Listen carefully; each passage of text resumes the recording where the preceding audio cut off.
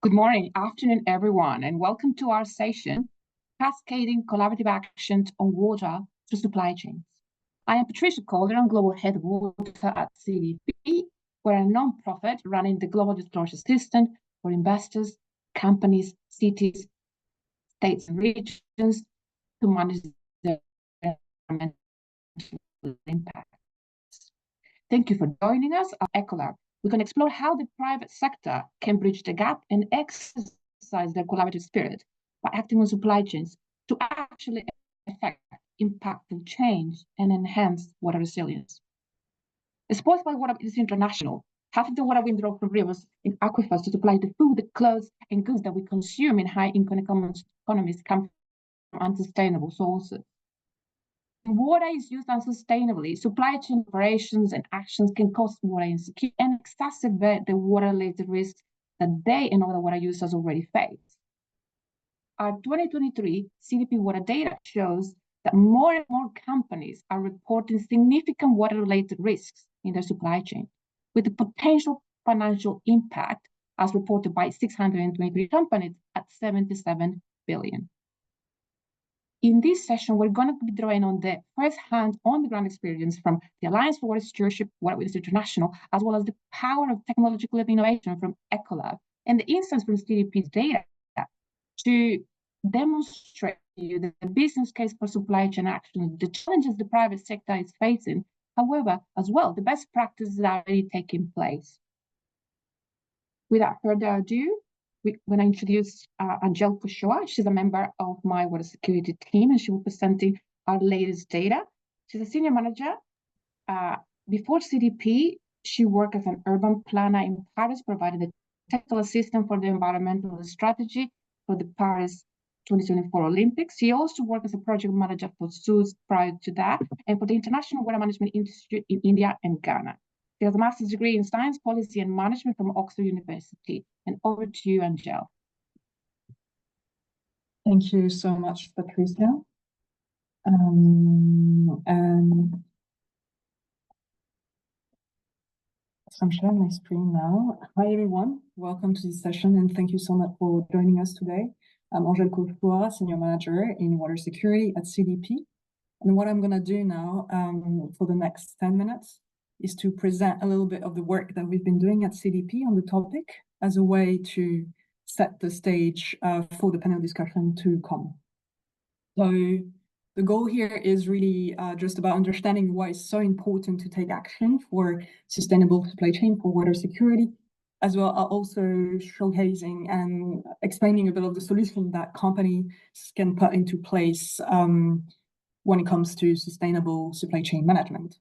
But before we dig a little bit more into our data and insights, for those of you that are not familiar with the work that CDP does, CDP is a not-for-profit organization that is specialized in reporting, and what we've been doing for over 20 years now is to ask companies to disclose on their environmental strategy to us. So we've been running a water program for over a decade, asking companies and the private sector to tell us a little bit more about what they've been doing on water.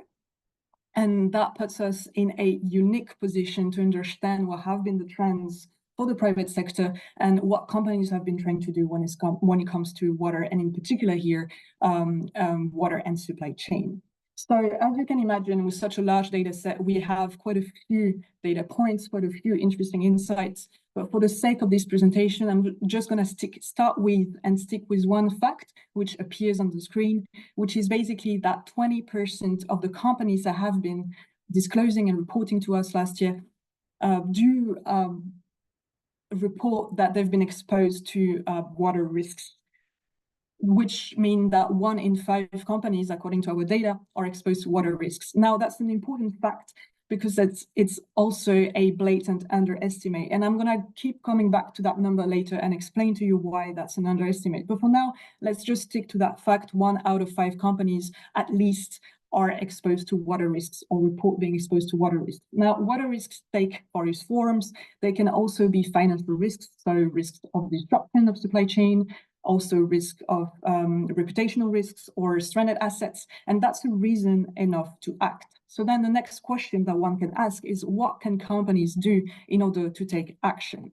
So according to our data, we've identified 6 different enablers that can help drive action on water in supply chains. And those 6 different enablers can be categorized into 2 main categories of action, so to say. One is about internal action. It appears as setting the stage on the screen. And another category of action is about external action or interaction with suppliers, so to say. It appears as cascading change on the screen. So when it comes to the first block of action, we've got 3 different enablers, namely risk assessment, targets, and incentivization for executives. And when it comes to external action, we also got 3 different enablers, namely water requirements as part of the purchasing process, engagement with suppliers, as well as incentivization for suppliers. So what I'm going to do in the next few slides is turn to each of those enablers in turn to try to understand what the private sector has been concretely doing when it comes to these. So enabler number 1, risk assessment. We know that risk assessment is a foundational component of any successful sustainable supply chain strategy for water security. And it's extremely important to, well, assess risks, of course, assess risks of disruption, reputational risks, you name it. And what we know from our data is that 40% of the companies that have been disclosing to us last year do report actually carrying out a risk assessment. What we also know is that when companies carry out risk assessment, they're 7 times more likely to identify water risks in comparison to the companies that do not carry out risk assessment. And that's very important because remember the number I was putting up at the beginning of that presentation, where I was basically saying that 1 out of 5 companies report being exposed to water risks. Well, that's only true insofar as actually less than half of them are actually carrying out risk assessment, which leads us to say basically that this is a blatant underestimate of the risks that the private sector is exposed to. And that's maybe the first key message that I would like you to take home today, is that there is a massive risk of water risks and that it's a blind spot for the private sector. Leading me to enabler number 2, setting up supply chain targets. Now, targets are very interesting tool, an extremely effective tool as well to take action. They can help set a direction. They can help as well evaluating performance, buying in senior management, as well as mobilizing resources within a given organization. So as such, they can be a very effective tool in order to take action. But what we know from our data is that only 4% of the companies that have been reporting to us last year do actually set water-related supply chain targets within their activity. And so here the message is clear: companies could step up. Leading me to my third enabler. So incentivization for executives to act. It is a truth universally acknowledged that money, when given to humans, help them to act, and executives in that regard are no different. It can be very helpful, and there's an example here on the screen of how L'Oréal is doing it with a remuneration committee. But what we know from our data, however, is that only 14% of our companies that have been disclosing to us last year do report having board-level incentives in place for management to act on water-related issues. So here again, the message is clear: companies could use that tool more and could step up. So here we've seen 3 different enablers as part of internal organizational change. So risk assessment, setting target, incentivization for executives to act. And now what I'm going to do is to turn to the 3 last enablers, so the different blocks of action, which is about external action and engagement and interaction with stakeholders, and in particular suppliers. So that leads me to enabler number 4, which is setting up water-related requirements for suppliers to comply with as part of the purchasing process. So that's a fairly straightforward and effective tool. It's also quite well used by companies. According to our data, we've got 1/3 of the companies that have been disclosing to us last year, using water-related requirements as part of the procurement process. Examples that include Unilever, Sony Group, AstraZeneca, Johnson & Johnson. So quite a few large companies have been using that as part of their water strategy. Now, leading me to enabler number 5, engagement with suppliers. Now, that's an effective tool. It's also a very diverse one. There are very different ways one can use in order to engage with suppliers, whether it is education of suppliers on water stewardship issues, innovation in product and services, or collaboration at the basin level. And on this, we're going to hear a little bit more during the panel discussion. Another way is all through policy and regulatory change. So basically, pushing suppliers to advocate for regulatory change within their own jurisdiction. What we know from our data is that education and innovation is the most used tool for companies to engage with their suppliers. But what we also know is that no matter the tool that companies use to engage with suppliers, companies that do engage with suppliers are a lot more likely to identify opportunities for greater supply chain resilience and financial savings. That leads me to the last enablers that I wanted to share with you, incentivization for suppliers to act, mostly financial incentivization. We've seen that with executive incentivization can be a working tool for executive, but also for suppliers to act. So that can take various forms, certification, supplier support funds, recognition, price premiums, you name it. But what we also know is that even though this collaborative form of action is very effective, only 5% of the companies that have been reporting to us last year do use that tool in order to act on water and water security. Now, these are the 6 different enablers that kind of summarize the type of action that companies can take. And we're going to see one example during the panel discussion and different examples of how companies have been acting, notably with Ecolab. And before the panel, I'm just going to leave you with one example from UMC, which is a semiconductor giant from Taiwan that has been struggling with water stress related issues for quite a while, just as the rest of the semiconductor industry. And they've been pretty good at putting forward a very holistic approach to supplier management, supply chain management, notably via the implementation of a code of conduct, asking suppliers to undertake water risk assessment.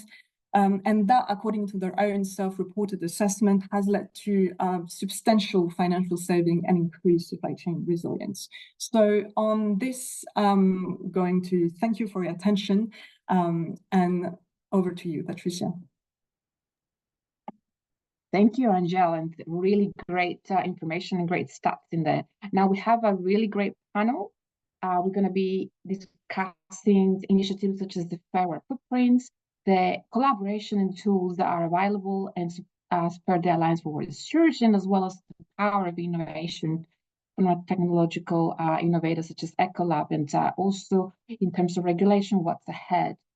This is to provide you some samples about these pioneer perspectives from the private sector, and as well as some concrete examples that are happening, particularly in sustainable supply chain action. So I'm going to introduce our panelists. First one is Dr. Nick Hepworth. He's the founder and executive director of Water Witness International. It's an organization that is based across Ethiopia, Tanzania, Malawi, and the UK.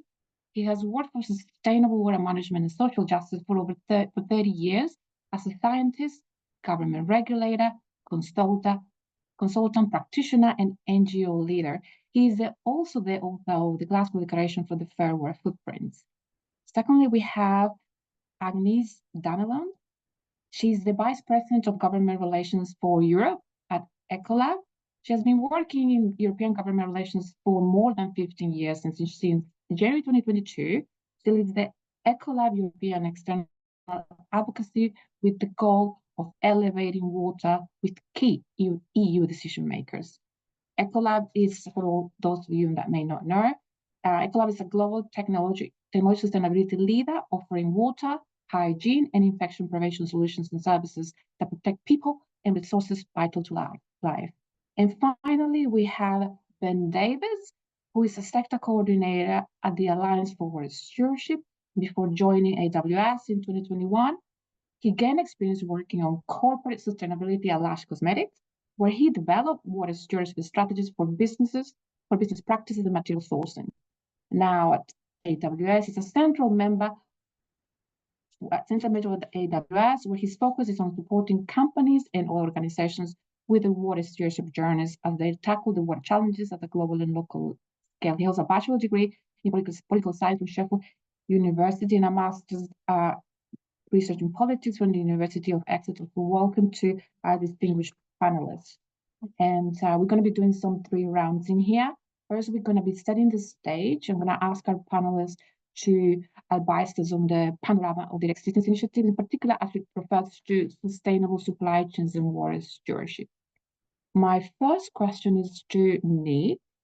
As the Executive Director of Water International, you have initiated and closely participated in the Glasgow Declaration for the Fair Water Footprint. Could you please walk us through the genesis of this initiative and why was it actually needed?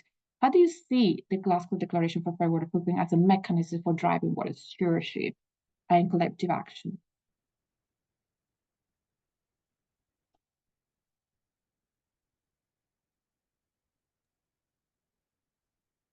Tim, we can't hear you, Nick. Yeah, there's quite a lot of background noise here. Can you hear me clearly now? Perfect, thank you. Great. Thanks, Patricia, and thanks for that brilliant presentation from Angel. That kind of data is really important for the work that we're doing as a community. So why we need the Fair Water Footprints Initiative is very simple. And that's the fact that the conjoined water, climate, nature, and poverty crises are accelerating and will have profound impacts on humanity. And at the moment, trade, business, and finance are pouring fuel on those fires rather than addressing them. And we need to change that quickly. So we need to end the abuse of water throughout our supply chains and make sure that our trade and our supply chains are drivers of progress towards sustainable development goals rather than brakes on that progress. And if we dive into the evidence briefly, you referenced the updated Global Water Footprint Assessment that we published at UN Water, based on the brilliant work of Arjen Hoekstra and the Water Footprint Network and all those methodologies. And what that showed us was the profound dependency of the global north, the rich countries of the world, on water use in the global south, on the poor countries of the world. In some cases, by as much as 90% of our water needs of consumption can be met outside of our national boundaries. So, for example, in the UK, whilst a UK household will consume 6 bathtubs of water, of British water every day, through the stuff we consume, the food we eat, the clothes we wear, the computers we use 77 bathtubs of other people's water out there in the world. And often that water use lands in places which are highly vulnerable to climate change or which face really difficult challenges in terms of water governance and poverty. And when we ground truth that kind of analysis, and through the funding provided by the Swiss Development Corporation, we've been able to do that over the past 4 or 5 years with our civil society and academic partners. When we go and look at the impacts in our supply chains, I'm afraid what we find is nothing less than grotesque. We find production for our needs driving the degradation and depletion of aquifers and rivers and pushing people, ecosystems, and economies into extreme vulnerability. And there's examples that we'll be publishing across the rest of this year, whether it's in our fruit and vegetable supply chains in Morocco or Peru or Chile or East Africa, whether it's in our fast fashion supply chains across Asia and Africa, or our mining supply chains and metal ores. Pretty much everywhere you look, there are egregious impacts to supply the consumer goods of the global north.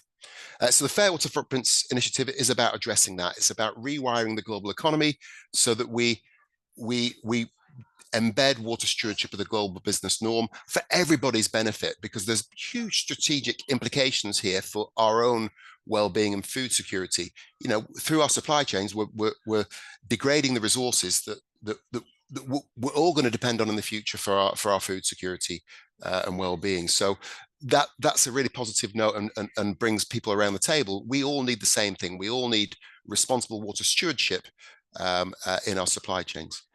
Just to recap, with a fair water footprint, it's not like carbon. We're not looking necessarily to reduce our water footprint, because where water is used sustainably or where there's water storage infrastructure, that water use can be sustainable, and it's a driver of jobs and inclusive growth.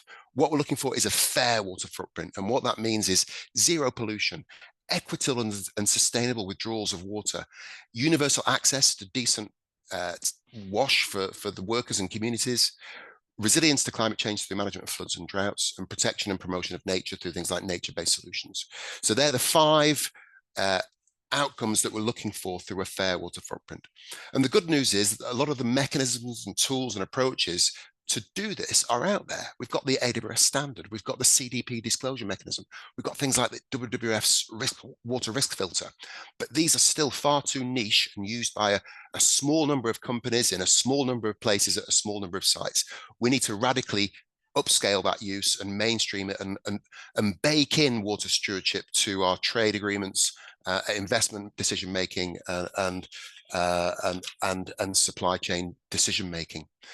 So that's what fair water footprint is about. And the exciting thing is that we've got a group of pioneer governments in the global north and south, the UK, Finland, Austria, the Netherlands, working with producer nations in the global south, Peru, Madagascar, Malawi, Panama, Tanzania is about to sign up, with a bunch of progressive companies and banks and the NGOs and scientists to help us work out how to change the global systems within our supply chains so that water is respected. So we're looking at how trade agreements can reference water stewardship, how investment decision making can make sure that happens right down to the field level.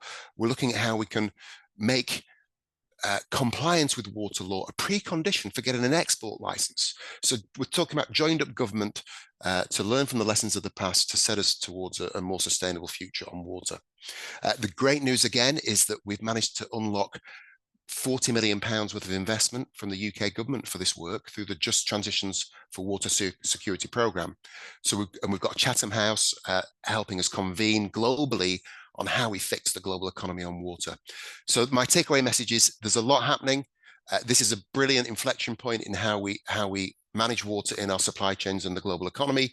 Join us. We need leaders, we need pioneers, we want people who want to make the change and be part of that change to join this coalition within Fair Water Footprints, to share lessons and to set us on the path for a fairer water future. Great, thank you, Nick. And with that, with Fair Water Footprint as a positive tipping point, we move to Ben. Ben, you've been coordinating on the ground at the Alliance for Water Stewardship standard for several years. Could you please tell us a bit more about what the standard is and how does it work, and particularly your work on supply chains, and perhaps if you may add some words about the AWS impact accelerator? Yeah, absolutely. Thank you, Patricia and Angela and Nick. I think after Nick's presentation, I think it's fairly clear that when we speak about water challenges, we're speaking about local challenges.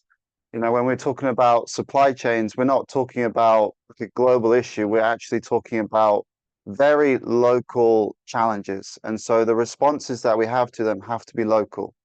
Now, water stewardship, before I get into the AWS standard, it's important to understand what we mean by that. So stewardship, the term itself, means to take care of something that we share. So to take care of a shared resource or to take care of something that we do not own. You know, it could be a common land or it could be a common resource. Now, water stewardship for AWS, it means the use of water that is, you know, socially equitable, environmentally sustainable, and economically viable. But the crux and, you know, the bit that's really important in our definition, the thing that, you know, the only way of really doing it is that it involves site and catchment-based activities that are stakeholder inclusive. So the AWS standard is a framework that was created. It's been around for about 10 years now, and we're currently entering version 3. And it's site-based, so it focuses on a very specific area. And it provides a framework, a step-by-step process that water users can follow to understand their local context, to look at where their water's coming from, where does it go once they've used it, the challenges that are faced around that water supply, and the challenges that the local stakeholders face. how you impact them, how they impact you. And it just provides a framework for really understanding that context, identifying appropriate best practices, and to develop robust water stewardship plans and to, guide them in the implementation of them. So the AWS standard, it is a framework, it's a best practice tool, but it also provides a common language that companies can use and apply in their supply chains. And, it's sector agnostic, so it can be used by any company in any sector, whether it's an agricultural company or a textile manufacturer or even a mining company. It can be used by all of those, and it can be applied in any context because it's so open-ended. Now, written into it, built into it is stakeholder collaboration. You can't do water stewardship in isolation. You have to do it in collaboration with other stakeholders in the same catchments, with other water users that depend on the same supplies. And the standard does that. It provides you a guide for identifying your stakeholders, for engaging with them, and even in the development of your water stewardship plan, whilst it's based on what you do at a site level, you need to include your stakeholder perspective in that plan. They need to feed back on it and provide some guidance on how they feel it would be implemented. And then as you implement the standard and eventually go for audit and certification, your stakeholders are they're interviewed and their perspectives are taken into account when the audit happens, just to make sure that everything happens as you said it's happened. Now, the AWS Impact Accelerator is a program that we've developed to support sites to implement the standard. Now, as you can imagine, water is a very complex issue, or can be very complex, especially in those regions where there are complex supply chains converging there or complex challenges. One of those big challenges is data availability. It can be very expensive to do a catchment assessment, especially if you're the first person moving in that direction in that catchment. So with that in mind, we identified some common obstacles and developed a program to support with that. So the Impact Accelerator is collaborative. It's about getting companies to identify sites and suppliers. They nominate them, and we take them all, as many as possible, through the same process of we do catchment data collection, we give them training, we do a gap assessment to see just how in line with the AWS standard they are to begin with. And then we provide support throughout their journey of implementation. And we found that, doing it as a group, not only do we very quickly give everybody the same type of data and the same training so they can interpret that data in the same way, but then by doing the gap assessment, we also identify the differences in that group and provide tailored support for each site so that they can internalize the data, the understanding of water stewardship, and how they can start acting in a more sustainable way. Great, thank you, Ben. So already on the ground tools and frameworks that we can use, companies can use, and does that need to implement more? And now we move to economies. From Ecolab, you've been leading the way and implementing innovative solutions to better integrate supply chains into your sustainable practices. Can you tell us a bit more about Ecolab and your role as a technology provider on the type of work that you're doing to put forward solutions for greater water stewardship? Sure. Thank you so much, Patricia and Angela, for inviting me and introducing Ecolab. It's such an honor to be virtually here. Sorry, with you all. So as you mentioned, Patricia, Ecolab is one of the global leaders for industrial water management. We help our customers across more than 40 types of industry to advance their water agenda. So our goal is to help our customer conserve more than 300 billion gallons of water per year by 2030. What I love at Ecolab is that we are very passionate about sustainability, especially, of course, when it comes to water. So I think that here we all agree that effective water stewardship is essential for sustainable business operations, and coordinating efforts across supply chain is crucial. I love what Nick mentioned a few minutes ago. It's strategic to embed responsible water stewardship in our business operation and supply chain. I love that at Ecolab we walk the talk and we co-innovate with our suppliers and with our customers.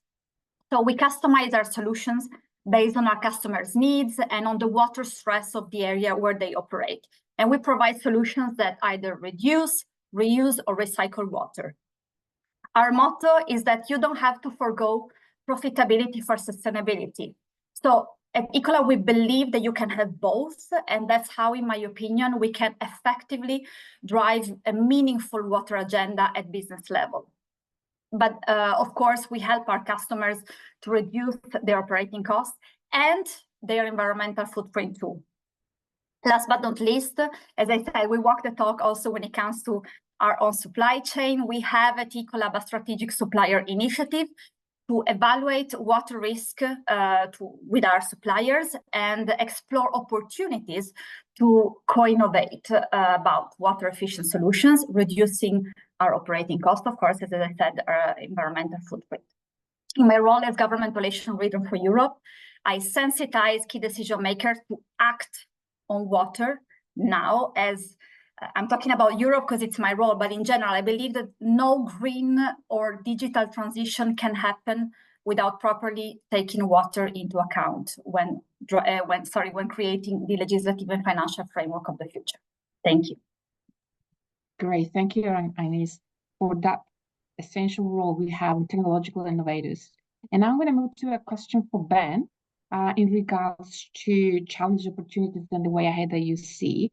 Obviously, as we have discussed here, the road to sustainability is hardly an easy one, and especially when it comes to supply chain risk. And what challenges do you see that you're encountering, particularly in your work on the ground?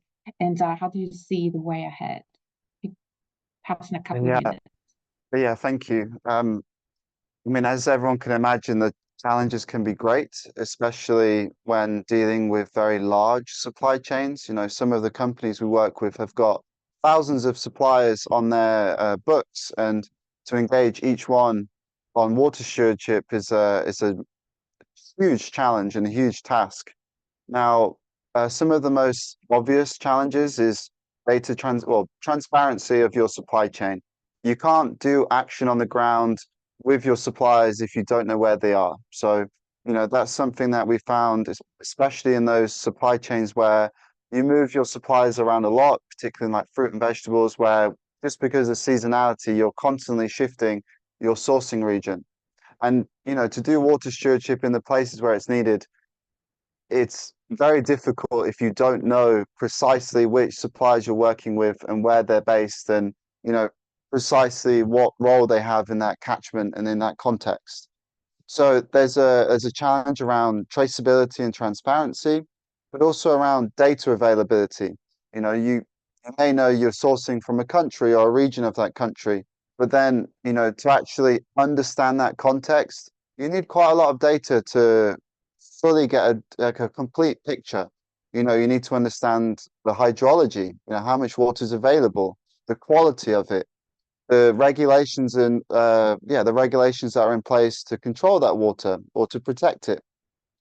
You need to understand the social conditions. You know, is there an adequate provision of wash, and is it fine at a site level, so with the suppliers on their, you know, in their factory or on their farm, but is it adequate within the communities that the staff are living in?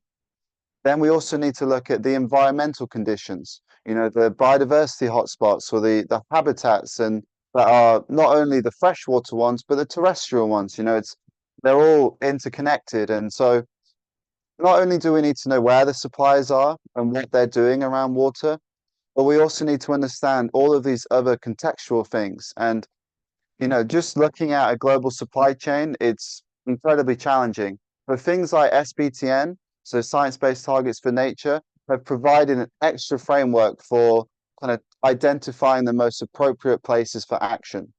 And this is something that, you know, we often share within our conversations with companies. It's because it's so challenging and so difficult, it doesn't make sense to do it everywhere. You know, through tools like the risk filter, you can identify the most appropriate places to act. And companies and charities like Water Witness can really help kind of sharpen that streamlined effect, right? You know precisely where we need to act because of all of the evidence that's being gathered through their work. So yeah, I feel like I could keep going on this question just because it's so big and you know, it's so contextual as well. Some companies have got giant teams that can work on this, and in other companies, there's just one person. And how can one person engage an entire supply chain to start acting properly on water? It's yeah, it's very broad, and thankfully, with conversations like this, we can sow seeds for improving and yeah, creating a better change. Great. Thank you, Ben, for elaborating on some of the practicalities that you're facing with your work. And now I'm going to be moving to turning the lens to evolving regulations with to Nick and Agnes. In the past few years, and particularly regulations on disclosure have been evolving rapidly, as we can see, especially with the European Union, the Corporate Social Directive, the EU Corporate Sustainable Due Diligence Directive as well. And so, particularly with Nick, how do you see the European Union Corporate Sustainability Due Diligence Directive, the CSDD, which contains human rights related standards? How do you consider that this will support the goals of the Glasgow Declaration for the Fair Work footprint? Great. Thanks, Patricia. I think in answering the question, we need to refer back to the slides that opened this session. When we look at the drivers, these strategic drivers for why companies take action on water risk, and currently still too many, or the drivers of regulation and reputational risk are far too weak. So that's one reason why we're seeing the harms that we are out there in our supply chains, that it's not on a company's radar because the regulation's too weak, or there aren't enough journalists, civil society organizations calling out those water harms. Now, we know that latter approach works. There's been a science of accountability for water that's, you know, we know that oversight and investigations being called out by civil society and journalists is a driver of change in the many countries where water governance is weak. But that those organizations are resourced to do that is something of a fantasy. And so to address that, through the Just Transitions for Water Security program, we're launching something called the Fair Water Action Fund. In fact, at a breakfast meeting tomorrow, and I'll put the details in the chat, and this will channel financial, technical, and legal support to those organizations on the front line of the water crisis looking at these harms in our supply chains. Back to your question about the role of the CSDD, this is a huge opportunity, you know, to bake in a requirement of businesses to look at human rights, respective human rights and sustainable use of resources deep into their supply chains. It's a superb opportunity. And we already see its ripple effects in the work that we're doing. For example, in the cocoa supply chains of West Africa, the brands that source there are required to understand conditions at household level within all the smallholder communities that they source from. So they're looking at things like child labor, they're looking at deforestation. As of yet, they are not looking at water. And that means that we have a job to do as a community to make sure that questions about water and the right sort of indicators are embedded in the way that the CSDD, the CSRD and others are being rolled out. But that's great because that allows us to do what we're calling sort of red pen activism, to zoom laser guided advocacy to see where system change needs to happen to make sure that we're getting the right outcomes on water. So in summary, the drivers are too weak. CSDD provides a massive opportunity, but we also need grassroots organizations, researchers, journalists calling out the poor actors in our supply chains. Great, thank you, Nick. And on that accountability that is needed for system change. Now we move to Agnes. Your area of expertise encompasses relations with public institutions, particularly the European Union. What have been in terms of these regulations, what do you see what's going to be coming next, and how does it shape your efforts? Sure, thank you, Patricia. So a lot has been done on water, but I agree, for example, with Nick, it's not enough. So in the previous mandate of the European Union, we saw great initiatives like taxonomy, sustainability reporting, but also eco-design, industrial emission directive. They all tackle water, these initiatives, from different aspects. They are great, but I mean, from my perspective, they don't help to face the magnitude of the challenge that we are facing when we think about water. But the good news is that I'm happy to see that in her re-election speech, Ursula von der Leyen, the president of the European Commission, that will lead the European Union in the next 5 years as well, she declared that water is key to EU competitiveness, and not only, of course, but my area of expertise in industrial water management. So I know that the European Union will develop a water resilience initiative, and this is going to be amongst the next European Commission priorities. It's even mentioned in the new political guidelines of Ms. von der Leyen. What they keep on repeating constantly to all the key decision makers is that at the heart of the ambition for a competitive and strategically autonomous European Union lie industries which are highly water and energy intensive. So think about, I know that many of you know, but still I think that it's important to remember that semiconductors, carbon capture and storage, hydrogen, EV batteries are all super water intensive. So as I mentioned before, the green and the digital transition cannot happen without properly managing water.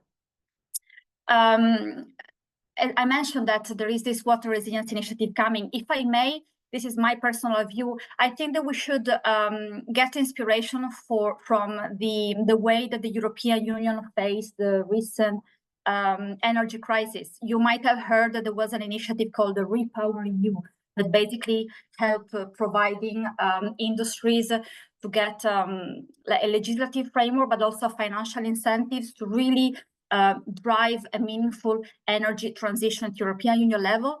I encourage everybody to think about the potential Water EU, or call it however you wish. However, I think it's important to have a meaningful framework, a legislative framework that's really driving the way we manage water, and this is going to be complemented, from my perspective, also from the financial perspective. So creating public-private partnership or any type of initiative that can really drive a water revolution. Thanks. Excellent. On the role of how important water is to the green transition.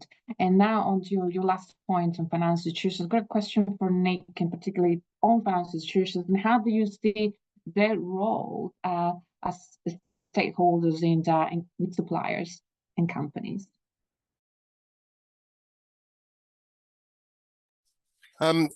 Thanks, Patricia. It's really simple. As set out in the Fair Water Performance Declaration, which was drafted by a team from business, from government, from finance institutions, we want to focus on outcomes. We want business investment decision making to avoid the harms around water and promote the goods. So we want investment decision making to check, to do due diligence that there is no pollution. You know, but there is legal and sustainable withdrawal of water, that everybody in that supply chain, in those factories, on those farms, has access to a toilet and somewhere safe to take drinking water from and wash their hands. That those farms and factories are planning for climate resilience. They know what to do when there's a drought or a flood, and that they're promoting nature and not destroying it. So we're developing the indicators in collaboration with CDP and many others for what this looks like. So we know what we can set out really clearly. What we want to do is to make abuse of water in a supply chain simply unacceptable. A little bit like a plastics moment for water, so that it becomes simply unacceptable to be causing harms in your supply chain.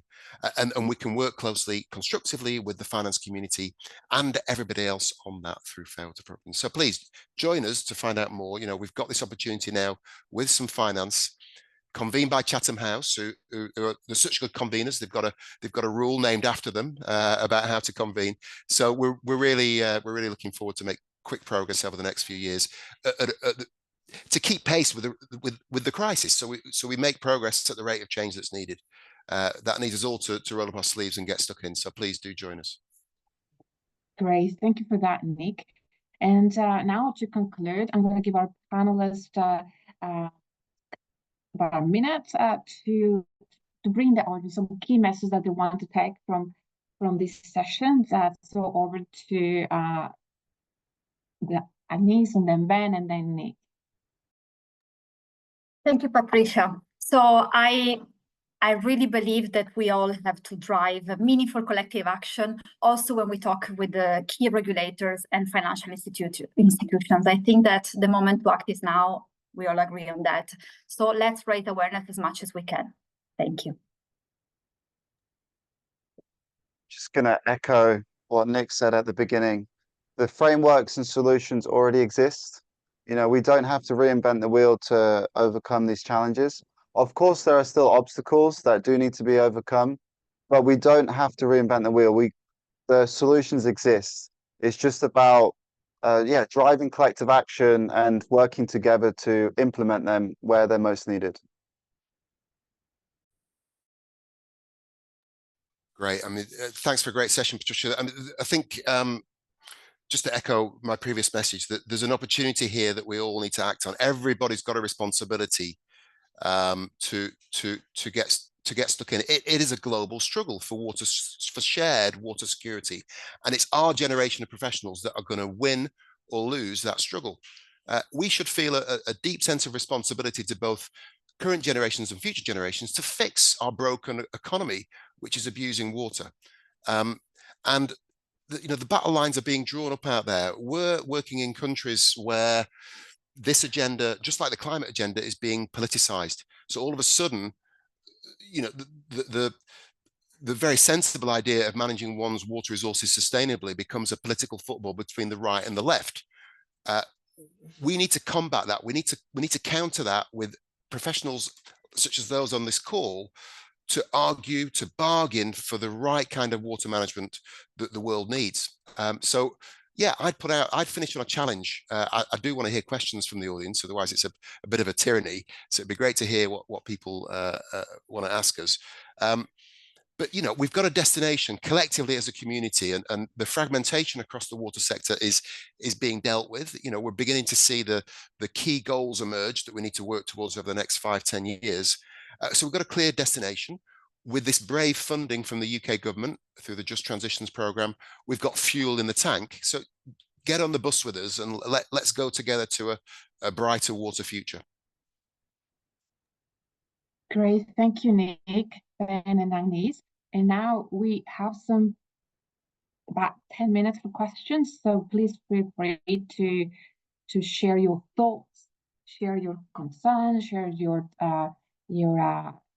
enthusiasm with these initiatives with our panelists.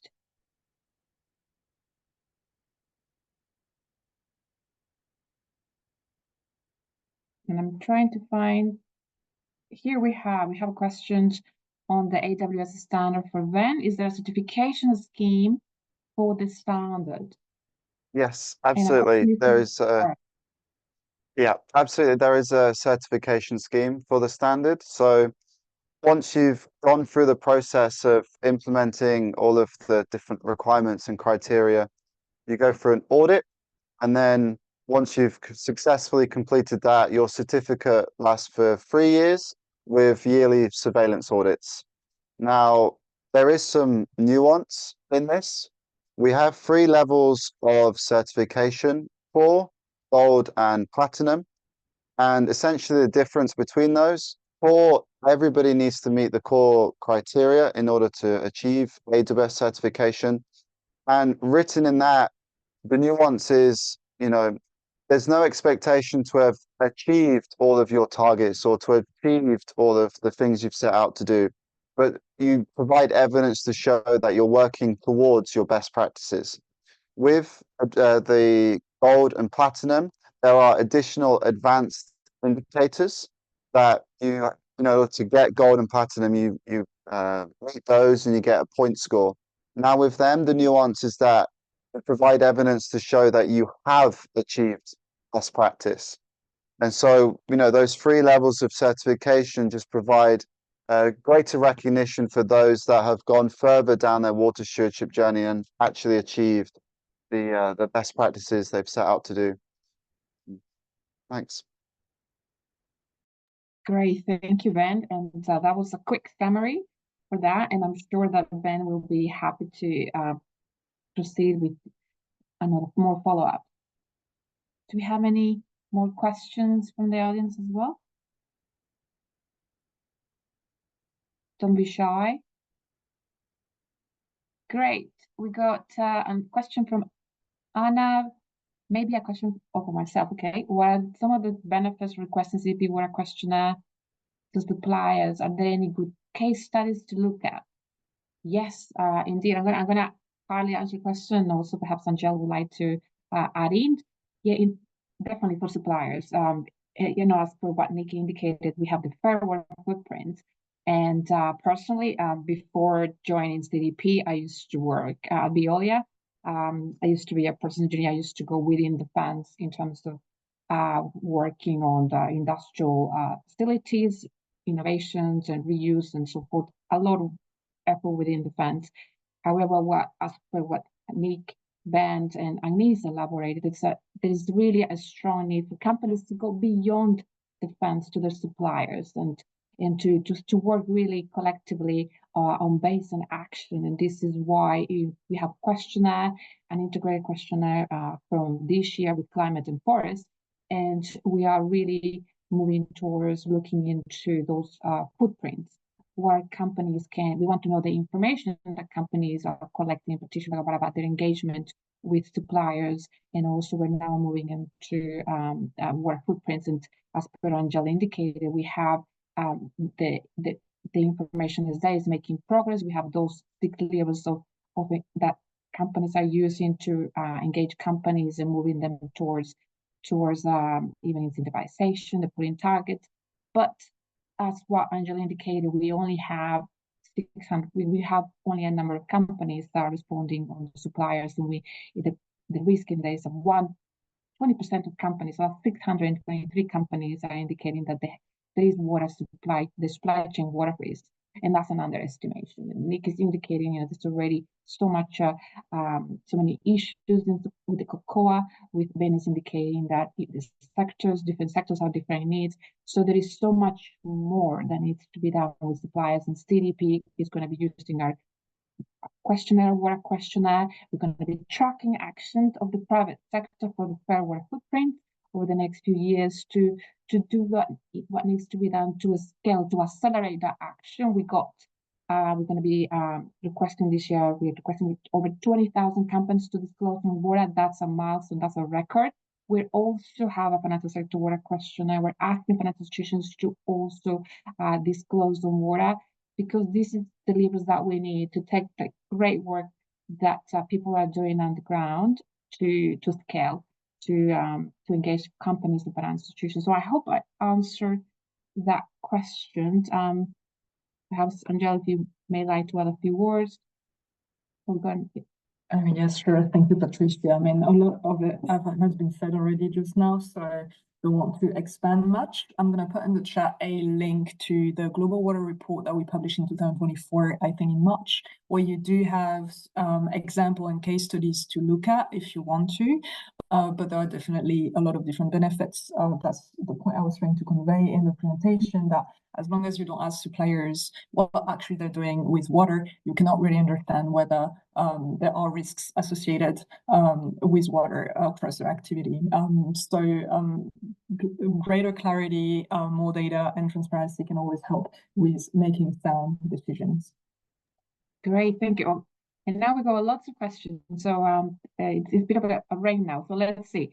Nick and Ben, you both spoke about the data gaps as impediments to better management of water resources. What data would be most helpful, do you think, in closing that gap? Look, I've been coming to World Water Week for 23 years, and the first session I attended all that time, 2001, bemoaned the fact that there wasn't enough data to manage the world's water. Now, if we're still saying that, it's a sad indictment of progress. I don't think there's a problem with data.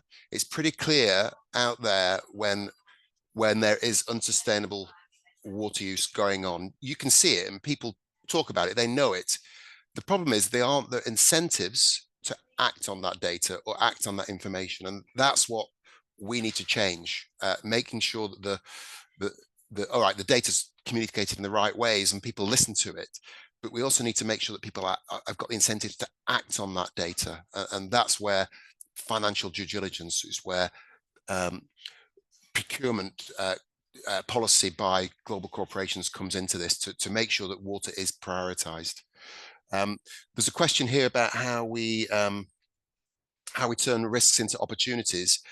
That's what we want to do. We want to make sure that companies that are good water stewards are recognized and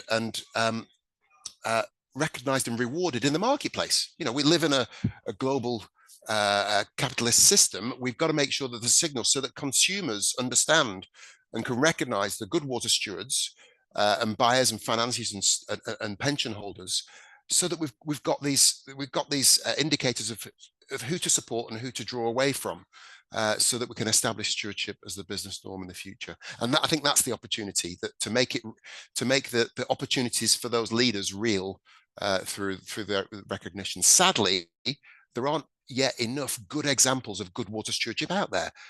We're not very good at documenting and providing evidence of positive change. So there's a call. If anybody's got any good examples, we'd love to hear them. There's one or two we're aware of that we can hear about in other sessions, but most of them driven by use of the AWS standard. Yeah, I'll hold it there.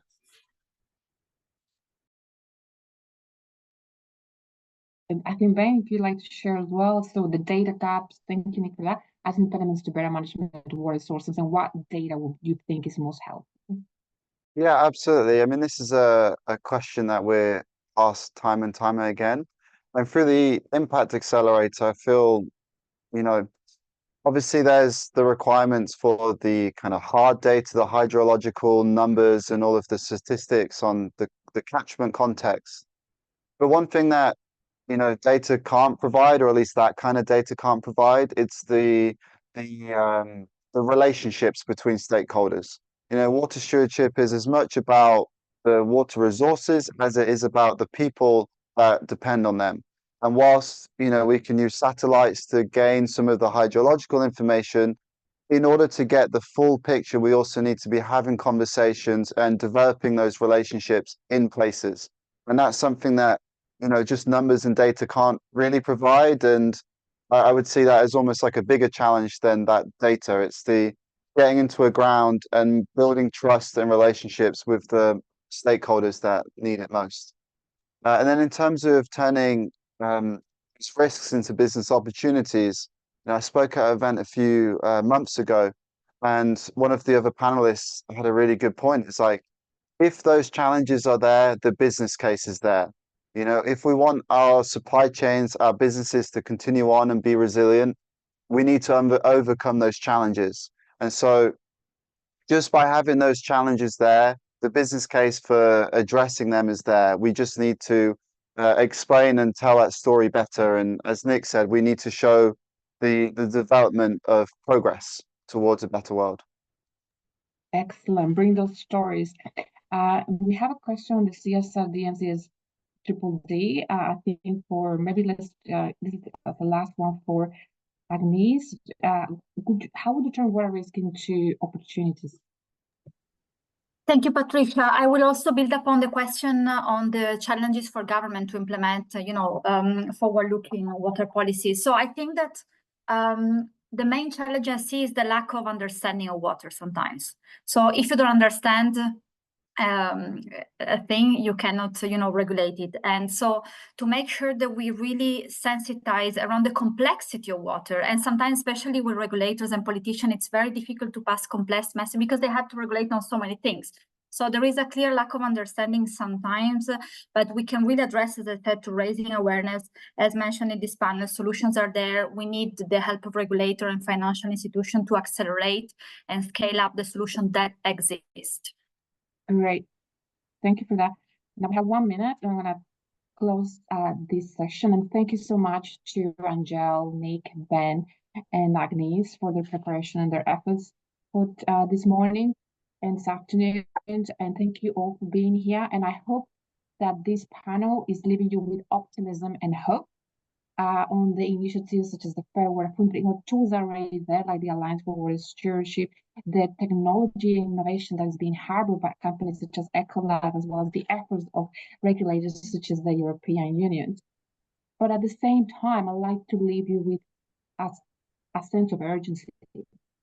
Because we have a crisis, and these water-related risks are material to our economy, to our societies. And more importantly, this is the right thing to do. Acting on water risks is good for people and planet. And this is our time, and the time counts now. And I hope you join us to thank our panelists, and you take it upon yourself to take these messages forward. Thank you very much.